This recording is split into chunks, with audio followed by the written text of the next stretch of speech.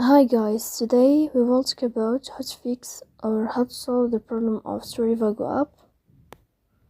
You will go to settings. Here you can click on apps, default apps, app settings. On above you can search about Trivago app and you will enter. Here you can click on first stop and you can click OK. After that you will enter to the window of storage. Here you can click on clear cache.